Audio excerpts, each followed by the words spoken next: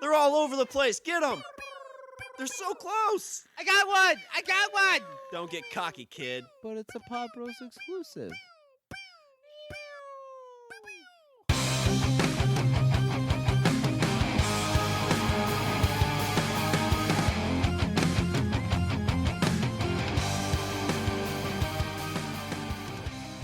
What's up, everybody? I'm Richard.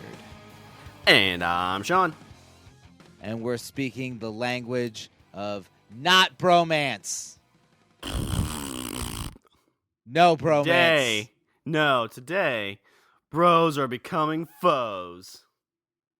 I feel like we should have another line at this point. Like, we've done a few of these. I think people might be getting, like, sick and tired of. They're like, yeah, we get it. You rhymed. Bros and foes, yeah. Great job, good. Dr. Seuss. Have at it. Well, I guess I'm gonna keep doing what we always do with this because this is gonna be the TV draft, bitches. Woo! All right. Hopefully by now we have a regular following, so you should know the rules. But for those that don't, my former compatriot Sean will explain them. So with this draft, it is essentially kind of like similar to the NFL draft. It's 7 rounds. What we do is we flip-flop back and forth. So the person with the first pick in the first round has the first pick in the second round and so forth. This is our 6th one, I believe, and way back in the day we flipped a coin to see who goes first. I got to go first on the first one, but since this is a even draft, Richard will get the first pick. Now, this is a television draft. So the scenario we're going with is we're on a boat. And the boat crashes. This is a tale of a few friends that went on a fearful trip, and they It was only supposed to be about a 7-hour tiny tour, isle but on a tiny ship. If it wasn't for the work of the faithful crew, the minnow would be lost. The minnow would be lost. Anyway, I gotta add something to my drafts. We're on an island. And for some reason, the only thing that was salvaged was a television and a DVD player. It's not even a good DVD player. All solar powered. Exactly. So this is your All Alone on an Island, the 7 television shows that you would have in your possession that you wouldn't get bored watching for the rest of your days. While wondering, hey, you've got electricity, why don't you take the television and DVD apart and make a radio? You know what? I'm busy making a radio out of coconuts, which the professor did. We always wonder why he couldn't, just build a raft, but whatever. So 7 television shows that you would be okay with on a desert island. Yeah, so these are gonna be like your seven TV series that you just pick up and watch any season, and I'm gonna kind of say too on these, if it's a season that's currently going on, we're gonna even pretend like it's been finished. So you're gonna get the entire season. So if a season is currently going on halfway right now, like it's still going on, when this accident happens, you would have the full series. If that makes sense. Yes. As was stated before, I have first pick. And my first pick, of course, is an easy pick because not only is it an amazing show, this is also a show that has a countless number of episodes, so I would never, ever be bored. My first round pick, Hannah Montana. No. Don't do that! Crap. We can backsies, right? Backsies? No, nope, Hannah Montana. Mine is Doctor Who. Ooh, that is an amazing good pick, yeah. So, Doctor Who, the big thing you sold me on first with that is that there's just a ton of episodes, or a ton of seasons. 51 years now. 51 years that show has been on. So think of all those episodes. 51 years of if you got stuck on an island... Yeah, if you got stuck on an island, that one could pretty much keep you satisfied till the end of your time, probably. Right. I mean, you'd have to kind of, you ration it. I mean, don't worry about rationing food. You ration the TV so you don't get bored. So I know we've kind of had like a Doctor Who follow up with Tiffany and I on where we're watching him. And about a week ago, we went back to kick it back on, and Amazon Prime has took it off of its free streaming. Oh. Yeah. So while you're on this island getting to watch Doctor Who, I can't even stream it for free anymore. It's not on Netflix still? It might be on Netflix. I don't have Netflix though. I just have the Oh. Amazon Prime. That's right. Wah, You wah. know, in the new century, we use Netflix because actually in the new century, like a lot of people have both. Because they're trying to fill in the gaps. Yeah. I always find it interesting. Like you hear people talk about like they cut the cable, but they have Amazon Prime, they have Netflix.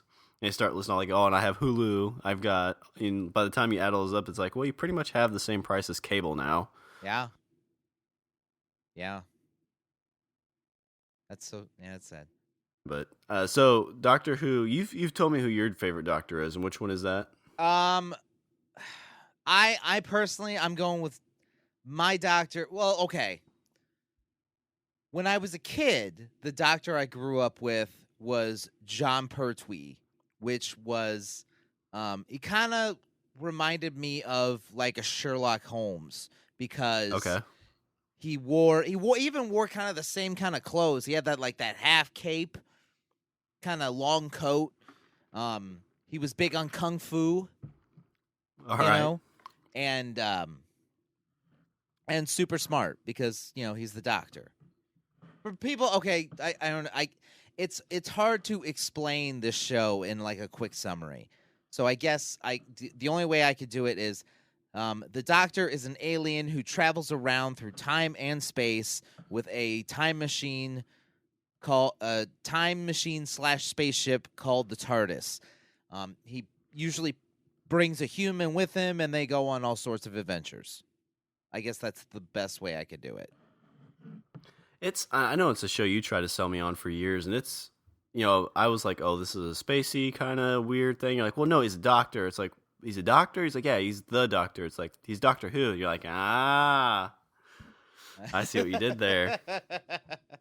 Which it seems like about every 4 or 5 episodes that happens. He's like, I'm the Doctor. You're like, you're Doctor Who. He's like, I'm the Doctor. Just the Doctor. Okay, so are like, did it hook you in enough to where you're like, I'll pay for it? Did it hook you in that deep? Where'd you leave off? I guess I haven't done the update. So where did you leave off? We left off about episode 4 or 5 in the second season of like kind of the reboot. Okay. So you're with David Tennant, you're with Rose, and you're, you got to meet Sarah Jane, an old companion from the late 70s. Yep, we got to see her. And it's definitely one of those things. I think if Tiffany and I had like a good weekend or a good couple weeks where nothing was going on, I'd definitely buy it. I think it's like $20 a season. I did look, if anybody's interested, on Amazon. They have the entire series for the low price of $850. $850, but that's for 50. Yeah. I mean, divide that by 50 people that do math. And I think that seems extremely reasonable.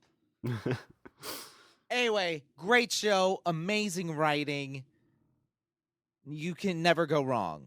Aliens, time travel, historical figures, history in general, metal dogs, all sorts of stuff.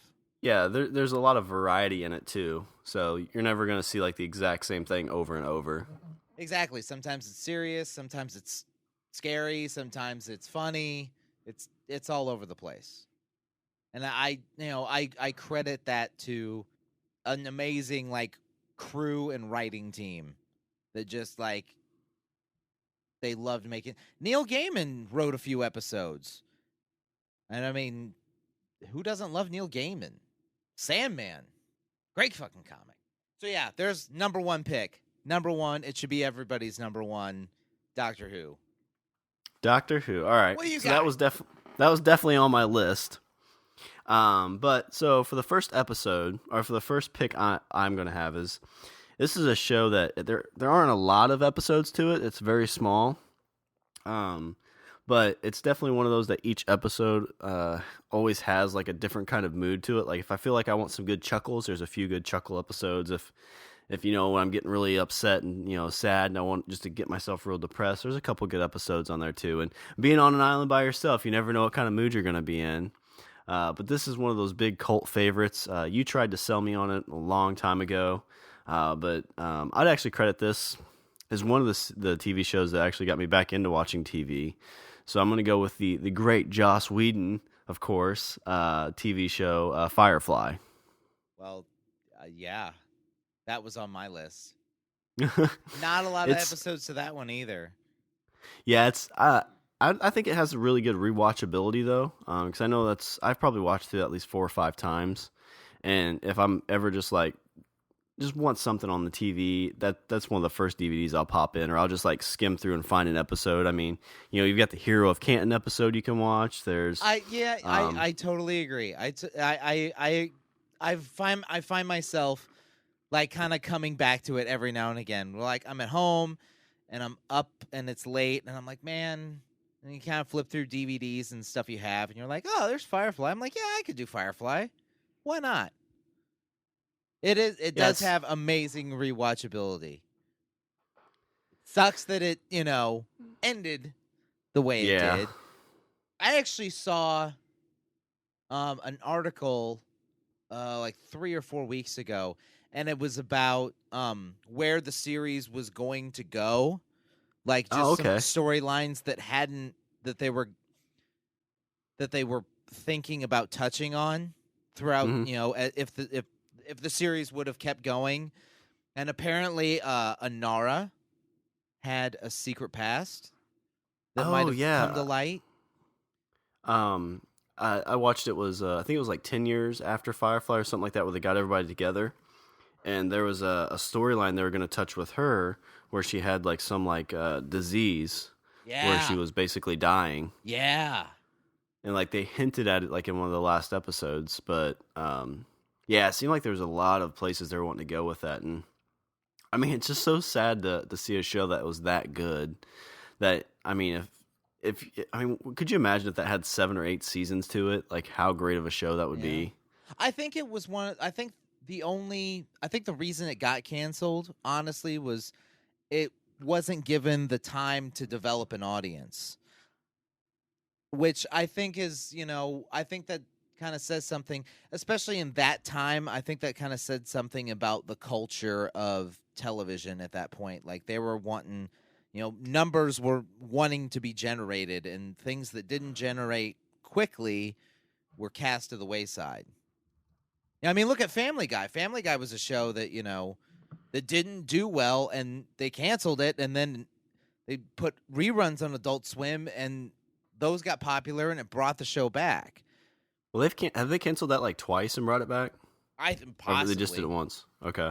I don't know. I know they did at least once, but Well, and you mentioned too, I think you were the one that told me about this, like when that TV show came out, Firefly, they played everything like out of order. So like the first episode was like the train robbery one, so like, okay, so these are space cowboys? Right. And it was really confusing, and then they played the pilot. Is actually the second episode, and the second was the first, and yeah. Because the pilot itself is a great, great episode.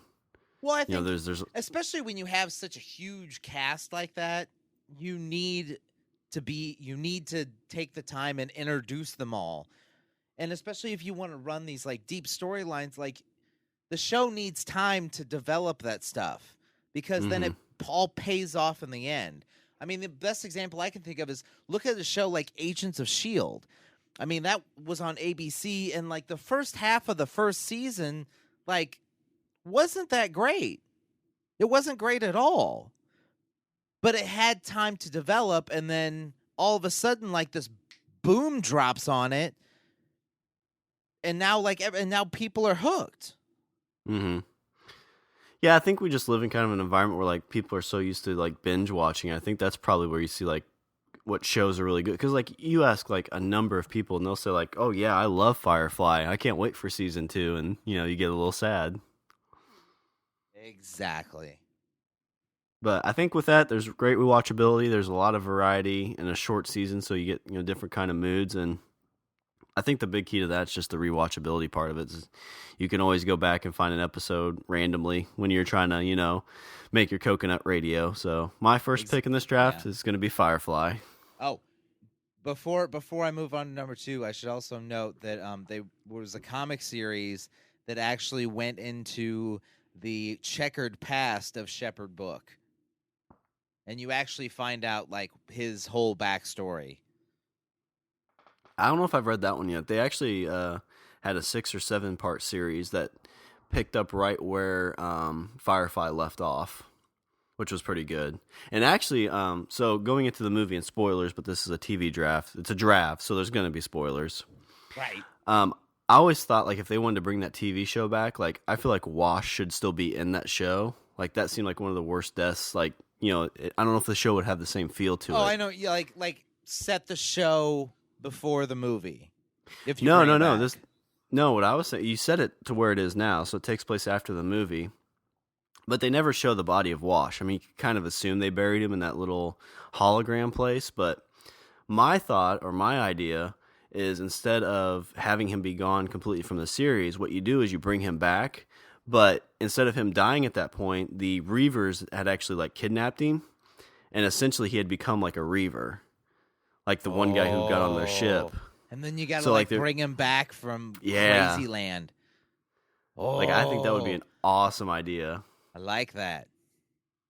Because I mean, you could play on that whole storyline for years. Like there's times where he kind of starts to relapse, or there's fears if they're in deep space for too long, he kind of starts, like relapsing back into those.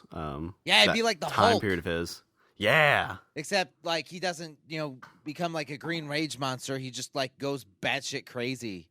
Just starts cutting on his face and all the other bad stuff.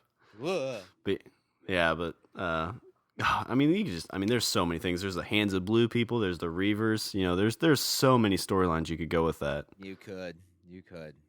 It's a good first pick. I'm not gonna lie. All right, we're moving on. We're moving on to my number 2. Now, this is a show I don't think you've watched because you are an uncultured swine. But this is a show that a lot of people have watched and should continue to watch. My pick number 2, and I know he's going to hate me for this, I'm going with Game of Thrones. Yeah. I am a big Game of Thrones fan. Well, have you caught up, though? I don't think you were caught up. I just got season 4 last week, so I'm about halfway through it. Okay. I am I would say I am more cultured than you, though, because I, as we all know, have read the books. Oh, here we go. Lady Stoneheart. Oh, don't give me Lady Stoneheart. I am curious whether or not putting her in the show, but I mean, I'm not gonna, I'm not questioning the powers that be. I mean, far be it for me to do something like that, but. Well, I've heard a lot of interesting. I mean, some of the stuff is different, but what I love about watching the show is, like 90% of the show, like feels like I'm having like deja vu because like the scenes and stuff are like exactly what I had in my head from the book. So they keep really, really close to the source material, which is really cool. Yeah. I agree. It seems like, I mean, there's always, the story of George like holding out, making it like a show or a movie like or something like that. Like it seemed like he was waiting for someone that was going to be like really close, as close to the source material as possible. And it seems like that's what he got. Yeah, because I know I've heard him in interviews where he talked about like people said, well, we just want to tell the Jon Snow story. And he's like, well, you can't just tell the Jon Snow story. You got to tell the whole thing or it's not there. And I think that just kind of shows his personality because... Well, on top of the fact that like the story, it's not done. Like, we're not there's that too. With the story. It's like, well, what is Jon Snow's story? There's a lot of theories out there, but nobody really knows. Except one man. And maybe some others. Yeah, I think supposedly he's told people close to the production group, I guess, that he's told them how the story ends. So there's people that know because, we all know he's getting a little older. He doesn't write the fastest, so just in case something happens, he's going to inform them so this TV show can get finished. Well, apparently now he's at the point where he's having to divulge details of the next book to the writers of the show, because the show is now surpassing the material in the book. Yeah, and I have in other recent articles, I don't know if it's just scare tactics, but I have heard that it's pretty much been a foregone conclusion now that the TV show is going to end before the books come out.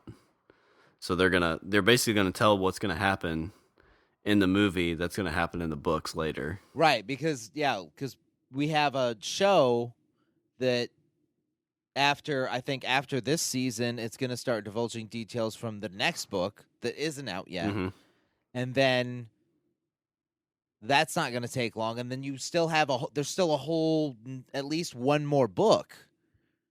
Yeah, I think from everything I've heard on this season, I think of all the books currently out, they could probably get another season out of that. So where they finish in this season, I think there's still like half of the other book left.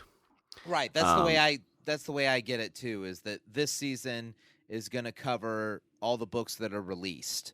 And so then after the season, that next season, after the one that's going to start here fairly soon, is going to be stuff that's in the book that isn't out yet. Book 6. Right? I think so, yeah. Yeah, book 6 would be the one coming out. And then there's one planned after that. But yeah, it's one of my favorite shows. It's one that I get the Blu-ray DVD, and instantly I'm watching it right away. And it's, I think I've watched through it 2 or 3 times. So like watchability, I think is great on that. The other benefit I got a note, is while I'm on this island, I'm going to be by myself. And I need some sweet release if we know what we're talking about. All this I'll put it out there for the layman. I need to masturbate, okay? And I need something to spank to. So are you going to watch the younger Baratheon with the Knight of Flowers? Is that the part you're talking about? Yeah, that's exactly. No, actually, I was thinking about when Theon Greyjoy goes through his whole ordeal. Like, I figured that was going to be good material, right? It's like, well, at least I'm not Reek, so I got that going for me. I can still do this. But yeah, that's definitely one of my top picks, and that's a very, very good pick. Game of Thrones. You got dragons. You got naked women. You've got bloody sword fights, cursing. You've got a little girl that, likes stabbing people. Yeah, I just finished the episode where she was in the bar fight and she stabbed the one dude that killed her friend. Oh yeah. Yeah, and she looks crazy. I love the two of them. I love the two of them. They're like it's like Laurel and Hardy. They're to me they're kind of like a comedic duo in a way. Yeah. They hate each other, but they're pretty perfect for each other. Perfect. Yeah, companions. Exactly. It's like a sitcom. Like I could watch like a half-hour show where it's just the two of them. Yeah, I could see that. Just going town to town and little arguments, and I know in the book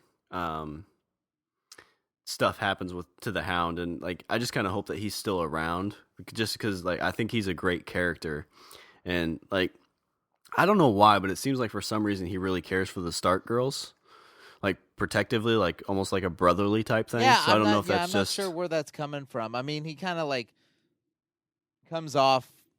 I mean, like on the outside, he's like, fuck you guys, but I don't know. He goes to some lengths in order to make sure they don't die. And it's not like like with Sansa, it's not like, oh, I like you. It's like a brotherly, like protective type thing. Yeah. Which, and like you said, you don't really know where that's coming from, if that's just because, of his ordeal with his brother or what it is. But that's one of those storylines that I hope that somehow gets flushed out and you kind of understand why that is. Yeah.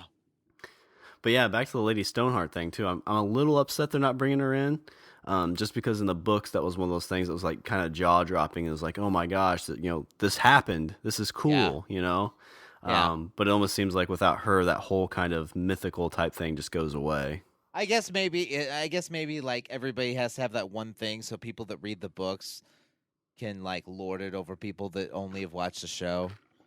So you can But so you can like stand on your fucking moral high ground and be like, my yeah, this glasses show's up. good. It'd be even better with Lady Stoneheart. Meh. I'm gonna write an angry letter. Dear ass faces. All right, so Game of Thrones, great pick. That's the one. That was definitely probably gonna be my next one. But Ooh, now what I've do you got do? another show that's pretty darn good. Years ago when this came out, you sent me the Comic-Con trailer, and it was just kind of mind-blowing. It's like, why haven't they done a show like this before? I mean, they've done movies, they've done all this other stuff, but they've never done a TV show based on this, or at least a good one. It's coming from a comic book series that I got into because of this that is really, really good. Oh. This is the one of the biggest shows on television right now. I'm going to Oh. go with Robert Kirkman's The Walking Dead. I don't know if I'd want to watch this like by myself on a desert island. Well, I mean, I'm thinking of like a small, like cartoony desert island, but I guess if you're on like a lost island, that could be kind of creepy. Right? Like all of a sudden, like shit, the trees start moving. Oh God! And my big and my big fear is I couldn't run into the water because I'd be scared of the sharks. So Right. Now what? Now Now I'm what do you effed. do? But I mean, it's okay. it's a good show. It is a good show. I'm a little behind on it. I'm a little behind, not terribly, like maybe just a few weeks, but I am a little behind on it. But What? I mean, that's a show. It seems, I mean, the show is about the characters in that show. The fact Yeah. that there's a zombie apocalypse going on, that's more has to do with the setting than an actual, I mean, it is a threat. And to me, zombies always kind of, from my standpoint, zombies always kind of put forth like some sort of social commentary. Oh I- yeah, I think that's that, what zombies Romero always did with them. Exactly. Like, zombies in his movies, like, he used them to, make some sort of commentary on society in general. In Dawn of the Dead, like, they're all coming to the mall. Why are they coming to the mall? Because that's what they know. We're all sheep. We're all sheep. We're to all, commerce. exactly. We're all slaves to commerce. And so even in living death, then we're still trying to get to the mall. It's Black Friday gone bad. That's what I always love about those shows because they really do like. It's in the zombie apocalypse, but they really focus on characters and like what humans would do in these situations. Exactly. 'cause, like- yeah, that's the other thing is like they seem real. Yeah. Totally. Because I mean, like you see, like there's the Claimers, who are just a group of people who have some kind of moral code, even though they're still evil. But then you have like Rick's group, who they'll do bad things to survive, but they still try to follow some kind of moral compass. Right. And then you have people at Terminus who have their own moral compass, but they eat people. They do. They don't. Tasty murder. But and like we talked about Game of Thrones staying pretty close to source material, Walking Dead's done a really good job with that too. And I don't know, I always get kind of not concerned, I guess, but just like it's always interesting when they do follow source material that close, because it seems like that's kind of a new thing. Like before, it seems like they just throw up like, okay, this is based on this book, but it didn't really follow the book at all. They're just using the title. World War Z, for example, Yeah. didn't really follow the book at all. Agreed. But I would say that the structure of that book didn't really loan itself to a movie. That's true. From what I've heard about, like, it had been good, like, vignettes type thing. Yeah, I mean the book was more just like this collection of stories. But then the movie, like there, you have to have. I mean, in order for the movie to be somewhat interesting, you can't. In that respect, you kind of have to have like a through narrative, and you have to have like a character that plays through an entire narrative. Yeah, I mean, you could do it like a Twilight Zone kind of thing, where it's just like, like this happens and then it, fades to this happens and fades and then this happens over here and but I just don't I don't know how that would work. I mean, it'd be cool and the book was awesome, but Yeah, I think that's one of those things. Like I would really enjoy something like that, but I know there's people out there who would hate that kind of thing. They just want like a big story, not small stories. exactly. I like you don't really I can't really think of a movie in recent memory where there's a bunch of like separate stories in a big setting that really Um, don't connect. there was one that they kind of connected. It was a scary movie called Trick or Treat. I don't know if you've ever seen that one, but that one kind of did Maybe. something like that. It was really good. All right. And I've always liked that stuff. I know like VC or is it VCR? VHS. Is another one. VHS, yeah. They kind of did something similar. So I mean, Yeah. I kind of like that stuff just because it's like small, quick hits. Like you get 15 minutes. If you have to leave, you can come back, or you can watch the whole thing and get like a pretty big, get the whole story at once. Yeah, I mean, to me, like it reminds me a lot of like the Twilight Zone, where and I mean, I mean, people, aren't big fans of the Twilight Zone, but you got to give something to a show that put that managed to instill some sort of scary feeling in you and also make some sort of social commentary in the span of just 30 minutes. I mean, like The Outer Limits was kind of the same thing. It was kind of like along that same bloodline of the Twilight Zone. And I mean, I love the old black and white Twilight Zone. I'll still watch them. Yeah, it's something my mom would always get into, like TV shows and just have that on nonstop loops, and that was one of them. I think we watched for like 6 months straight, just Twilight Zone episodes every day after school and work. Yeah, So, good shit. but yeah, so my second pick, I'm gonna go with The Walking Dead. Very nice. Very nice. So now we're on pick number 3. See, now it's getting into the down to the wire now. Well, not down to the wire, but I think the first couple were, kind of obvious. This next one I think is also fairly obvious. This is a show I don't think you have watched, but it is a very good show. And there was a lot of people that agree with me. For pick number 3, I am going with the man known as Heisenberg and the show Breaking Bad. Haven't seen it, like you said. Not because I don't want to, but just because I haven't really had the chance. But Hate mail I mean, for you Sean is at Eat the Beaver have to. for not watching the show. You have to really give it credit to this though, because Breaking Bad was an amazing show. From what you told me and what I've heard, but then they come out with a prequel, Better Call Saul, and it has like the biggest first episode ever for a cable network TV show of all time. Yeah.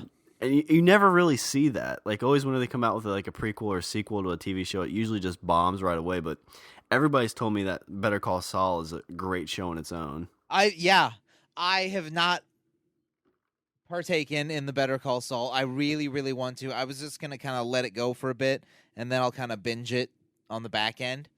Breaking Bad. The best way I can explain it to people is you've seen The Godfather.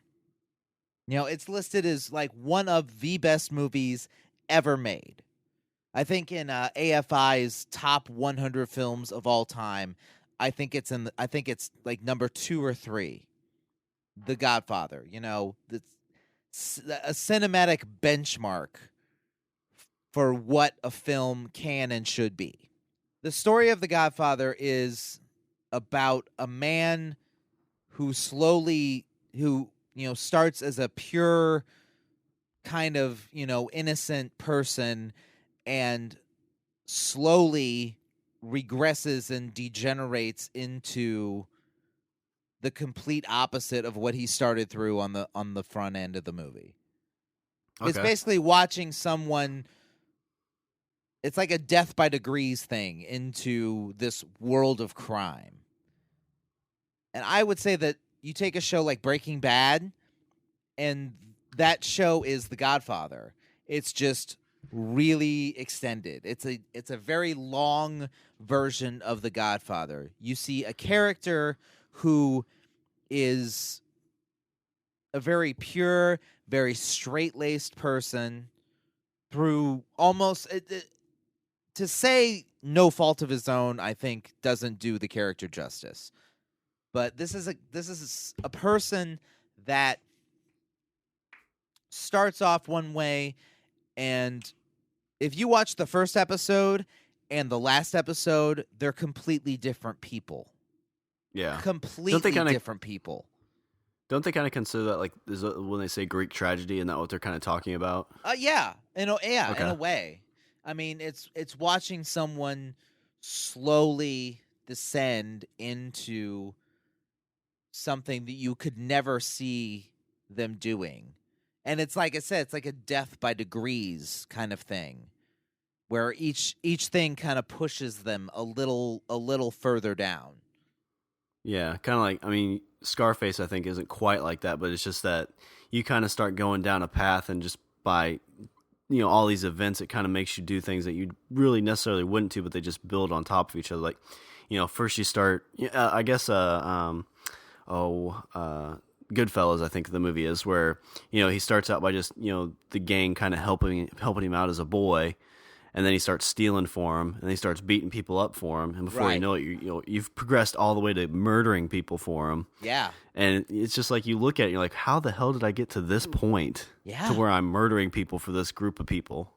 And also, I think it shows what if you took it like the profound effect that someone with a very high degree of intelligence can accomplish in a world of crime. Well, and like him too, like he had cancer, so he's like, he really doesn't have much time left. So it's like, what does it matter? I'm going to die pretty soon, so why not, go all out? What's it matter? What I go to jail or I get killed? I'm going to die soon anyway. And I agree, but I honestly think that the point of the show is that the cancer is an excuse. Okay. So you think he was already kind of capable of this stuff? The cancer was just what he used to kind of go forward with it. I think that at that point, at the beginning of that series, you're looking at a man who is emotionally dead inside, regardless of the cancer and whatever else. I think he has no emotional response to anything, and then this event happens. Because how many people do I don't know anyone that would tell them they have cancer and then their first thought is, I'm gonna make meth. Like no one makes that leap. I think there's probably like the idea you said, like somebody already has the capability to do that. It's just that event that pushed them over the edge. It's like, well, it's like, okay, you're gonna die in 6 months. It's like, okay, well, I'm not gonna go to work every day now because I only have 6 months to live, so I'm gonna do the things I want to do. Exactly. Or people get diagnosed with terminally ill cancer all the time. You don't hear about this kind of thing happening. That's what I'm saying. I'm saying that the cancer was an excuse for him to live out this life that he, basically chooses. I mean, by the end of it, I would say that by the end of the show, he is more alive than he was when he started. So you think we all should do meth? Is that what you're saying? Or we should all sell meth so we live? We should all start making it? Maybe. I mean, no. I just forgot that I'm being recorded. No, because that would be a terrible, terrible thing. Pick number 3, Breaking Bad. Great fucking show. Good pick. All right. Well, for my third pick, I'm gonna lighten the mood. So this is a show that I mentioned. Firefly kind of got me back into watching like television. This one, somebody let me borrow the first season of the DVDs, and it really got me because around this time it was just like a lot of sitcoms, and I'm not a sitcom person for the most part. So I really had stopped watching TV altogether, and somebody sent me this, and I'm like, oh, this is actually really good. You know, it's like a movie but on TV. You know, it doesn't have laugh tracks, so it's perfect. Uh, so it's a show. It was on NBC. The first two seasons were good, but then it dropped off really quick. Um, I've heard and I've seen a trailer that they are bringing the show back. I'm going to go with the NBC television show Heroes. Oh, yeah, First that did season of the fall show. off. First season was Yeah. amazing. Yes, Like, first there's season was bad guy, great. and you like there's heroes and save the cheerleader and the little Japanese guy Yeah. whose name is Hero. His name Yeah. is Hero. You know what that is? You- That's serendipity. That's what that is. You've got a defined villain that you're trying to figure out who it is, you know, killing all these other heroes and stealing their powers. Yeah. Second season was pretty decent. I think it was a victim of the writer's strike. We've talked about that numerous times. I agree. It did kind of fall prey to the writer's strike in terms of the direction. I think that the overall story arc of the show is kind of what jumped the shark, and then that made the show suffer. I mean, Yeah. the characters were still decent characters, but I think that the overall story arc from season to season kind of let the show down. Well, I think it's one of those things with that show is that, like they just kept adding characters, and since it was on network television, I think they didn't want to kill characters because that's just too violent, maybe or whatever. Well, maybe. So you would see like Hero and them in an episode, then you wouldn't see them for like 4 weeks before they came back on. You're like, I don't fucking remember what they were doing. Yeah. Which, for some reason, I don't understand why other shows go back to Game of Thrones. Like, there's so many characters in that show, but it seems like you're still current when they go back to that character. Well, I think they at least try to hit on each character like in each episode, even if it's a 5 or 6 minute, scene. They're at least touching base on each character each episode. And Game Yeah. of Thrones is one of those that I binge watch too, so that might play part of it. Yeah, that's true. Like, with but that's- Heroes, it was kind of like a week to week because this was pre Netflix and Yeah, you know, yeah. pre kind of like, hey, I could watch TV on the internet. Yeah, and I just remember it kind of fell off. They did like a fugitive type thing, which was okay, but then they're like, oh, this season it's heroes versus villains, and I was Yeah. like, oh, that's a superhero war. That's what I want to see. Right. And they Heroes has the benefit of they can steal all these storylines from all these major comics and make it their own thing. And they don't have to worry about anything specific. They could do a Civil War type storyline. They could do name any storyline ever, and they can It do seemed something like like they kind of that. went with like a Civil War kind of thing at one point, and I don't know. It seemed like things kind of came and went. But yes, you're right. They are apparently bringing the show back. I'd be down. I'll go with it. Yeah, I'll give it a I'll shot. watch it. Why not? Get some good writing in there, and it'll be decent. I mean, who doesn't love superheroes? As evidenced But- by. By box office and everything else. So yeah, my third pick, I'm gonna go with Heroes. Oh, we're getting down to the nitty gritty, aren't we? All right. We're on number pick 4. number 4. Number 4. Ooh. Television.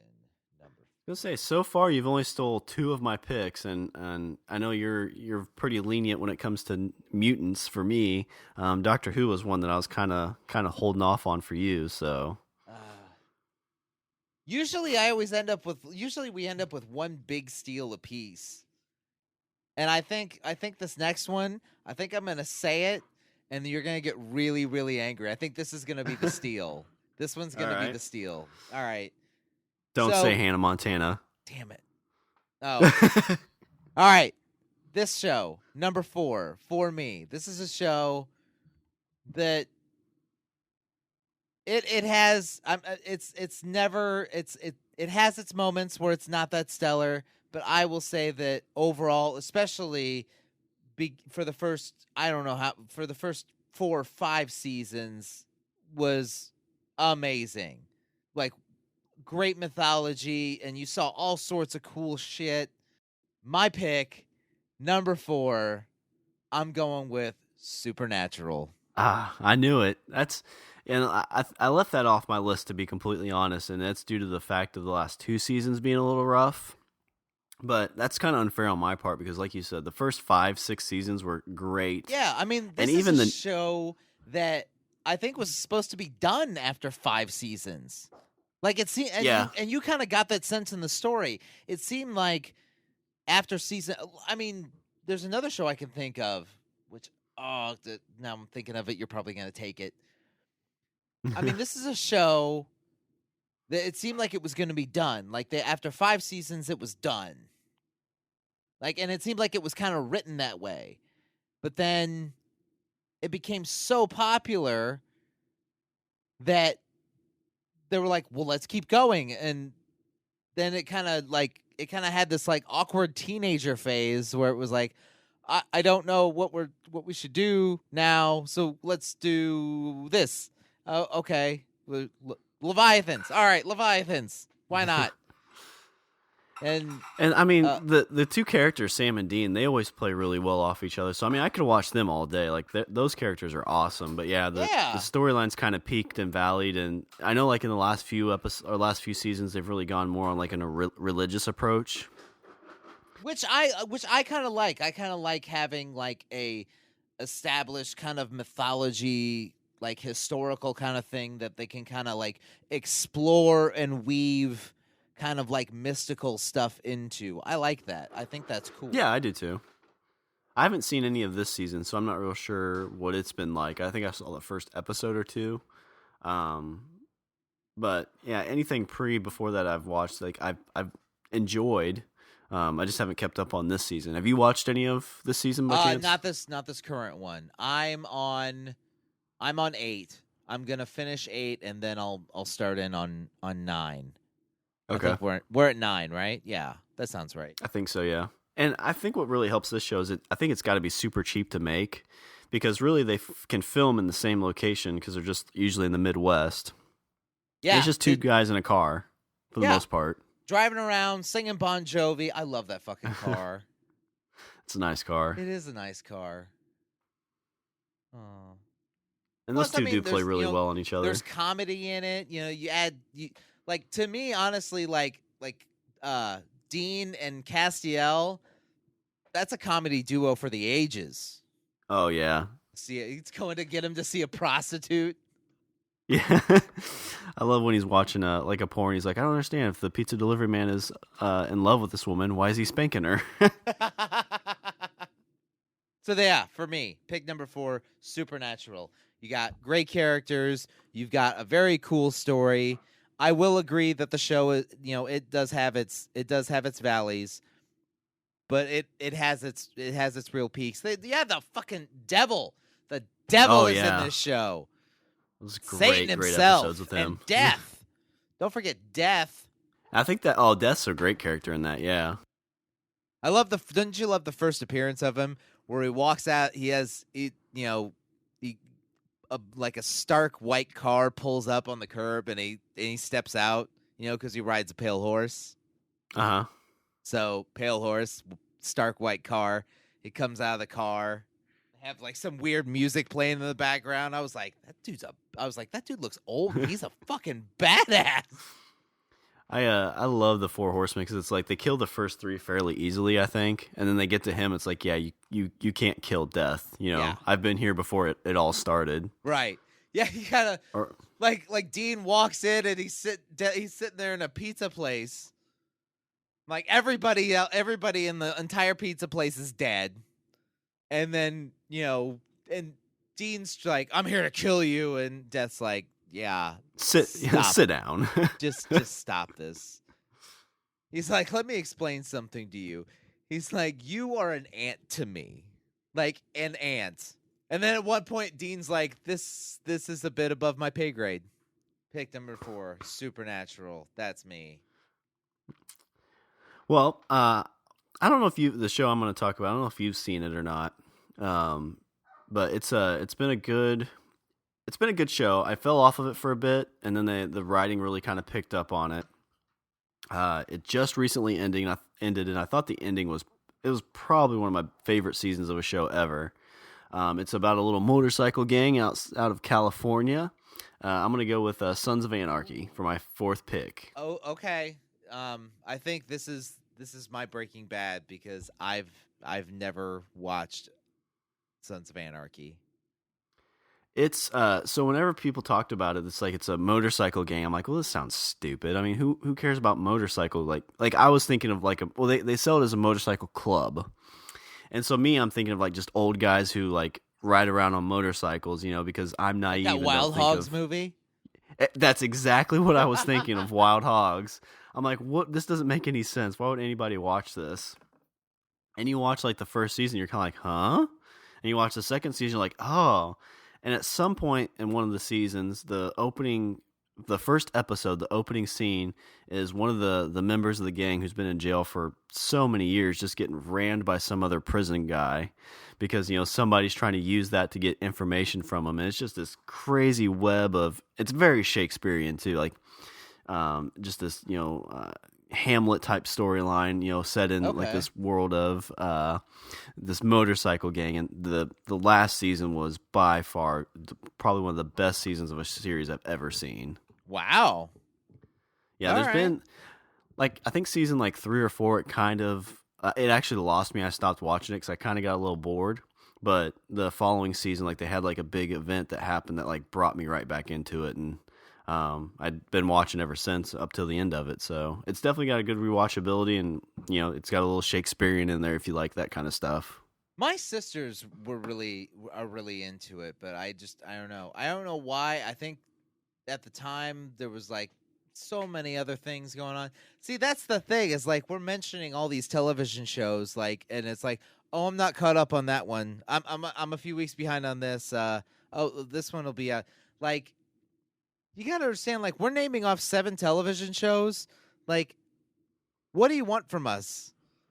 Like, I can't stay caught up on 7 shows. Like, I have other things to do in my life.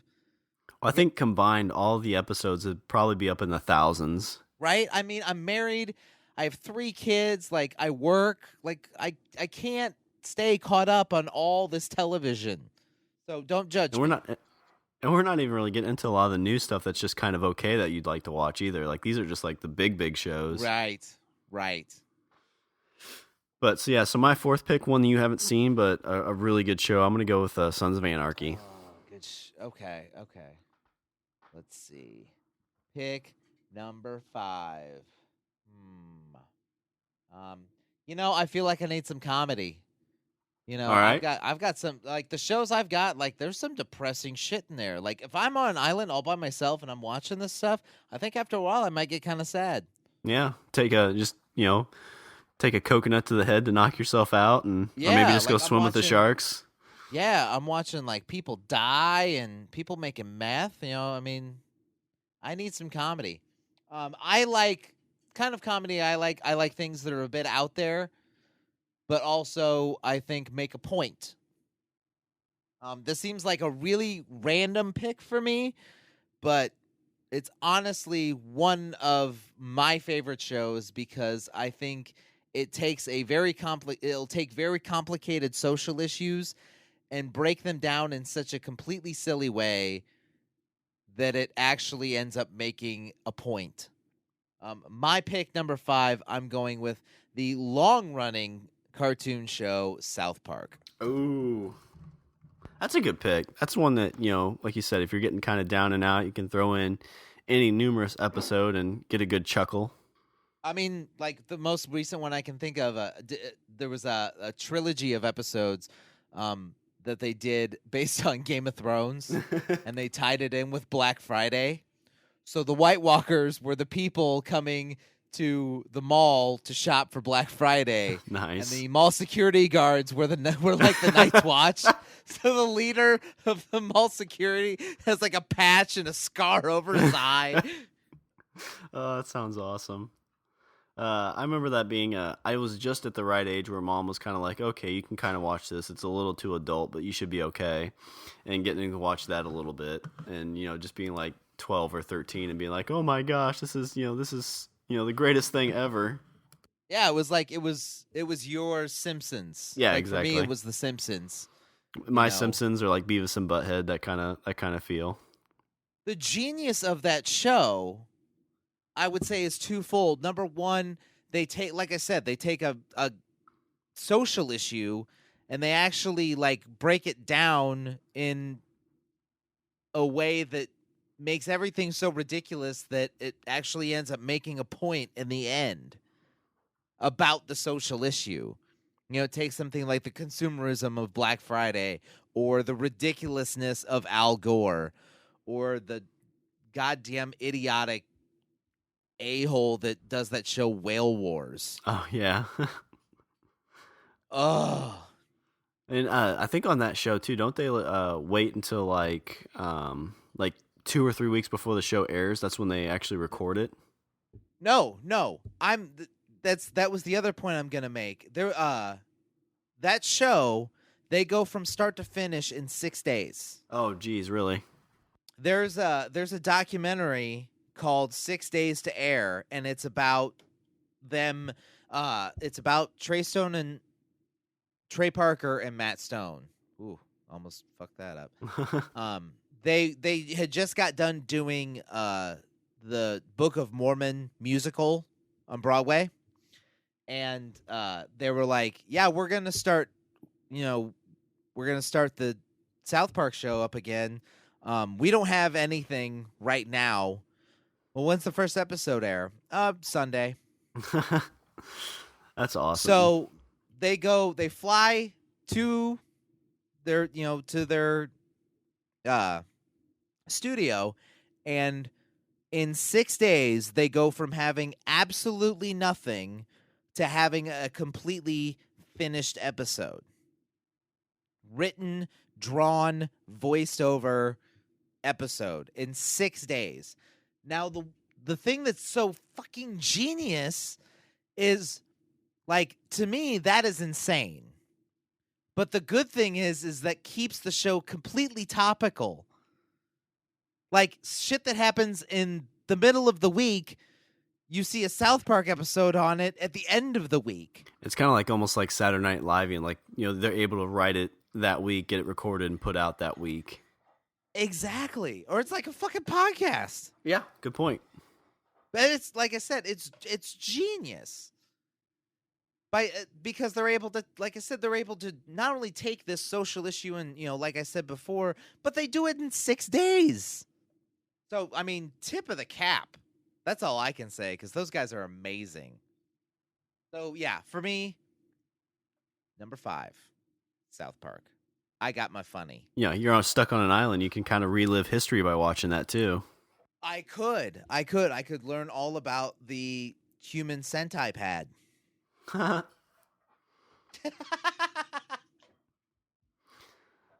right, it's a good pick. That wasn't on my draft, but for my 5th pick, this is one that we talk about a lot of shows that kind of in the middle break down a little bit, but this show was great up until the last season. I'm not sure how much of this show you've watched, but it's about a serial killer who kind of only uses his darkness for good, kind of, I guess. But I'm gonna go with the TV show Dexter. I'm not sure how much of that show you've seen. Not much. I can honestly say not much. I like the premise of the show. I mean, like, the premise seemed cool, and it's something I could see myself watching. I don't know, for some reason or another, I just never picked it up. And I have one friend in particular that harangues me about not watching that show. And you need to watch that show. It's a great show. Well, thank you. I think I'll put it on my list. All right. After I catch up on the shows that I've picked, how about I go through your shit? Like the first season was good. The second season was really good. And it's one of those, like, my sister really got into it, so it was kind of one of those shows that her and I would watch or talk about a lot together.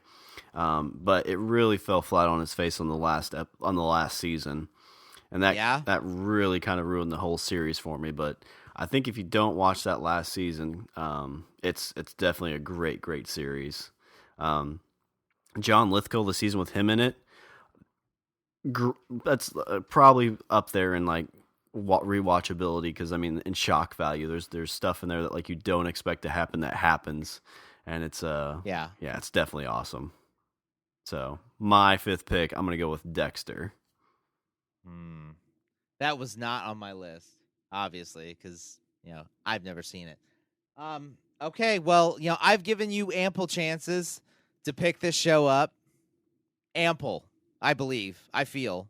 So the sixth pick is the one I want? Yeah. All right, what is it? Let me hear it. For me, this is a show that I actually do own. So it's actually fairly plausible that this show would end up with me on a desert island. For my sixth pick, and I'm remiss that you haven't done this yet, I'm going with Buffy the Vampire Slayer. It was there looking at me the whole time. I gave you a chance. I love that season, or that series. I mean, each season has like something different, but they all tie together. I think that was the first show for me personally, the first show that I bought every single season on DVD, and I own every single season. I have all the boxes lined up on a shelf. Seasons 1 through 7. Love it.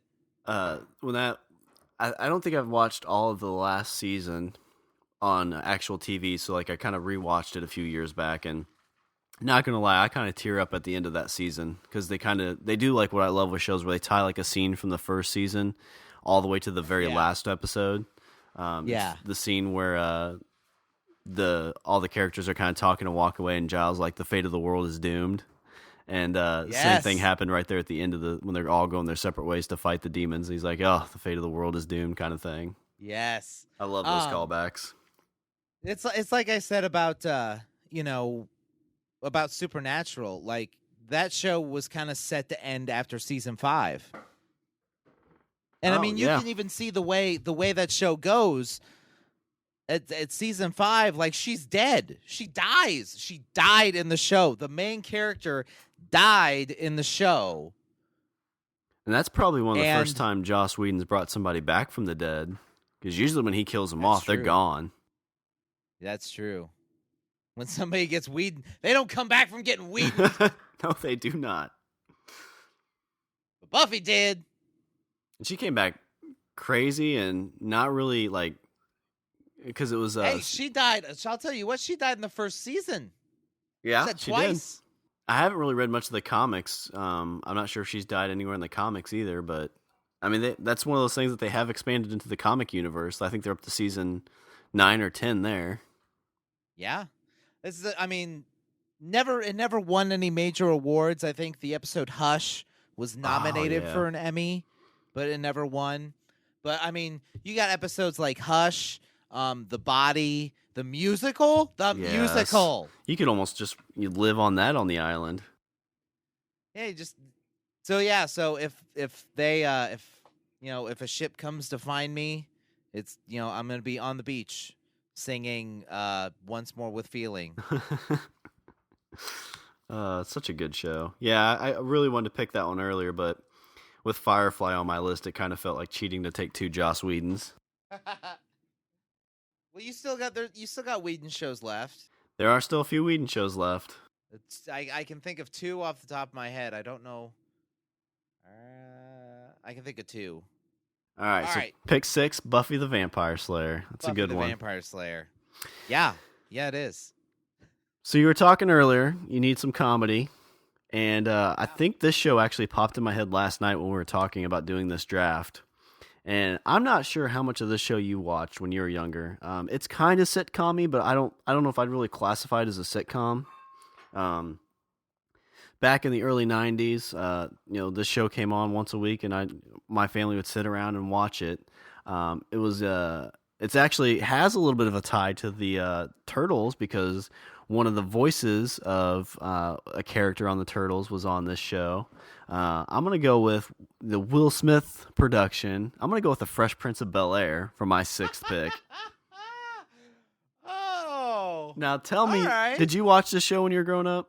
I did. Okay. I mean, if I copyright, I'd recite the whole theme song to you right now. Yeah. I was a kid I was a kid in the 90s. Like, of course I watched this show. It was this, and right after that was Blossom. Yep. Was it before or after? I can't remember. It was after. Fresh Prince was on first, and then Blossom.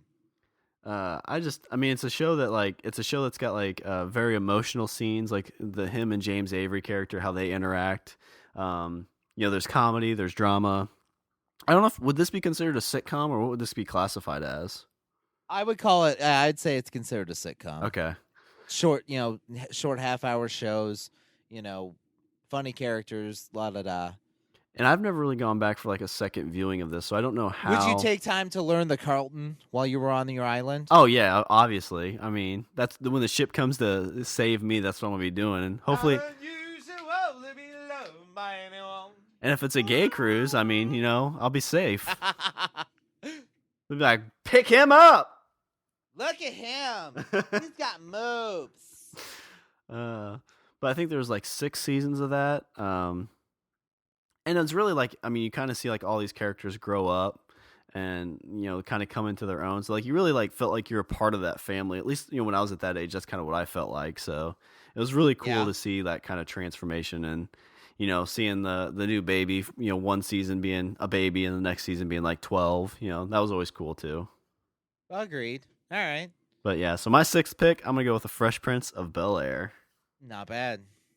I do like that show.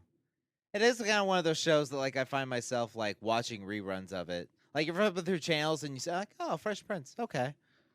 Yeah, it's like, I'll watch that. Oh, I remember that episode. Right. All right, well, if that's the case, I guess my money shot. Number 7. I was kind of on the fence about picking this one, but there's a lot of episodes, and they always make me chuckle. For pick number 7... I'm going with the show about nothing, Seinfeld. So if I tell you that I was never really, like, I could never really get into Seinfeld, then I would end this podcast right now. I think a lot of it was just because when that came out, like, it was, like, way above my head as a kid. Because, I mean, that show ended, what, like, 98, 99? I want to say 90, like 97, 98, somewhere around there. Okay, so like when it ended, I was like 11 or 12, so I don't think I really got much of the humor. Some of my favorite episodes of that though is the one where George joins up with the Yankees.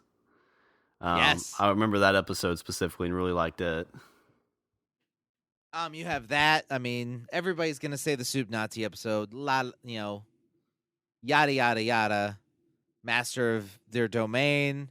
I mean, this like it created like these like daily catchphrases almost. Like I could, go up to somebody on the street and I could say, Serenity Now, and they'll know what I'm talking about. At least I think so. Yeah, for the probably. Most part. Serenity now, or like every year, every Christmas. Or around Christmas, my dad always wants to have Festivus. Yeah. To the point where one year he actually did put a pole in the living room. That's funny. And I'm like, what is this? He's like, it's the Festivus pole. And we sit down to dinner, and he's like, and now it's time for the airing of the grievances. I got a lot of problems with you people. And I'm like, oh, God. And he's like, you're a lousy son. And then I cried. Yeah. Yeah, have you showed him these podcasts yet? Has he accepted you back with those, or? No, I had to take him out during the feats of strength. Go over here and fight your father. So Seinfeld's a pretty good last pick, I think. It's definitely a good money shot pick. Pachoo. This is you. All right, this is you. This is what's gonna seal the deal All for right. you. So, what is a draft of Sean's if there is not at least a little bit of Ninja Turtles in it? I guess we had a little bit of Fresh Prince, but I need a lot of Ninja Turtles. I thought that's what you were saving. I figured. I was Yeah, hoping. I've got a few other ones I might. Because if pick over not, I this. was gonna chastise you relentlessly. I a lot of people are probably thinking it's like, oh, you're gonna pick the original Ninja Turtles cartoon, which I've gone back and rewatched, and although funny and okay, they're very, very campy. So if I'm gonna be stuck on an island right now, the show that I would want to watch that involves the turtles is the brand new Nickelodeon Teenage Mutant Ninja Turtles cartoon, and that is going to be my 7th and money shot pick. Ooh, you know what? I'm wondering if, like, because I'm sure, like, we've garnered some Ninja Turtle fans. Yeah, and I wonder how this is gonna go. I think that you might split the fan base here. yeah, they might. This. We might have some revolts. We might get some angry letters. You're gonna get a backlash.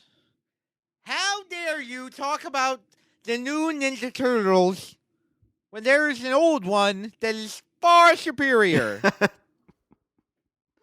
It's a good show. I think it's not as campy. I think a lot of Ninja Turtle fans really kind of see the old one as very campy. Like, it's very nostalgic. It's like, that's what I grew up as with a kid. But the new one just has, like, it's a little bit more detailed storyline. It's kind of kiddish, but not so much.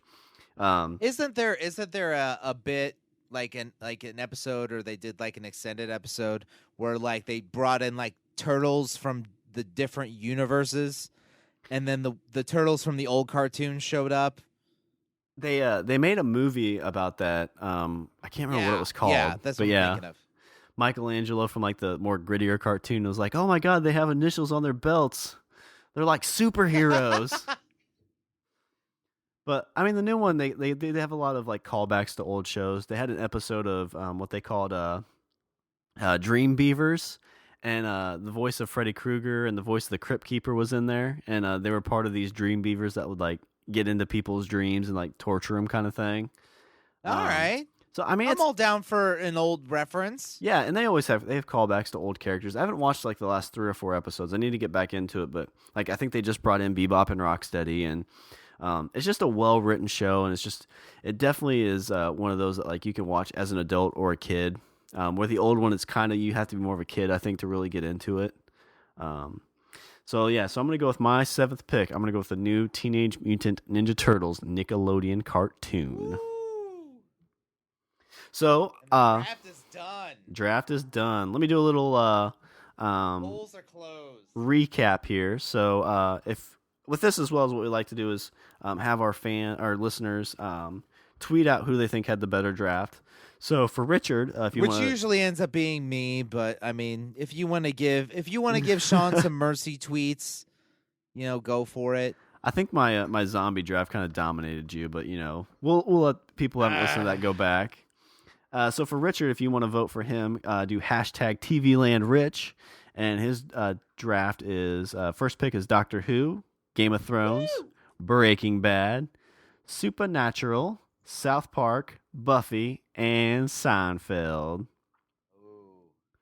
And then for me, if you want to hashtag TVLand Sean, my first pick is Firefly, followed by Walking Dead, Heroes, Sons of Anarchy, Dexter, Fresh Prince of Bel-Air, and the new Teenage Mutant Ninja Turtles Nickelodeon cartoon. All right. I gotta say, like, it's like hearing the lists back and forth. It actually, I think that it sounds fairly even. I think so. This has been one more where you didn't really steal a ton of mine. And I think that, I mean, we have very different opinions, I think, when it comes to TV shows. But, yeah, I mean, don't think you really, aside from Firefly, I can't really think of any other one you stole from me. Some also rans, some ones I was kind of debating over. I had Spaced, which is an old, well, not old, but older British comedy that had that starred Simon Pegg, had Nick Frost. It was written by Edgar Wright. This was all pre Shaun of the Dead. It was a show. It was only on for 2 seasons. Really, really funny. other shows I had Star Wars: The Clone Wars. Oh, that's a I good felt one. like, yeah, had to have some Star Wars in there somewhere. I also had Batman the Animated Series. Ooh, that would have been a good one.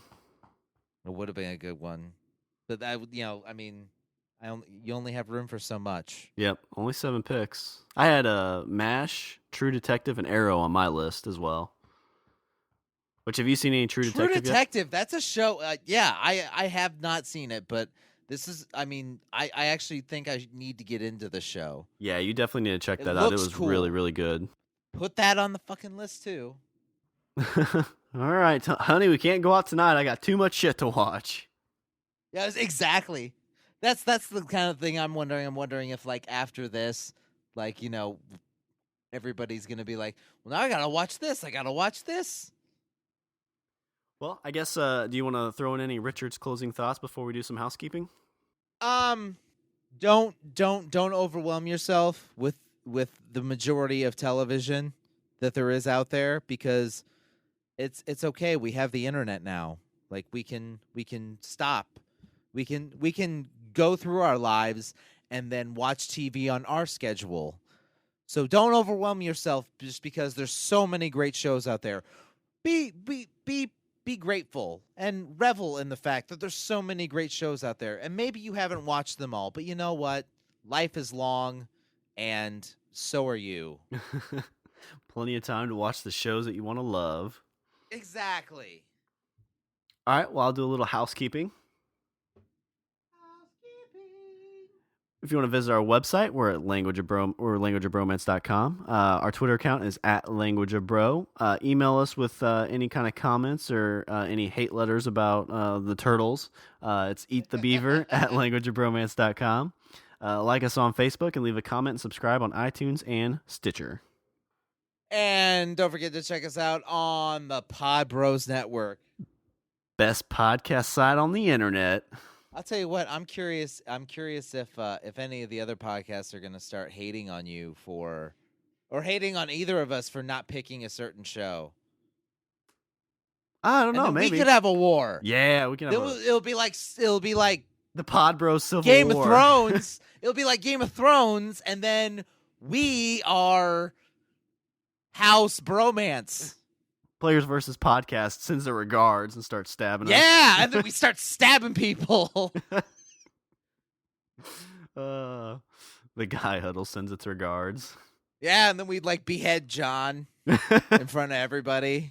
We were going to send him to the mini cast, but, we lied to him and we actually just, behead him.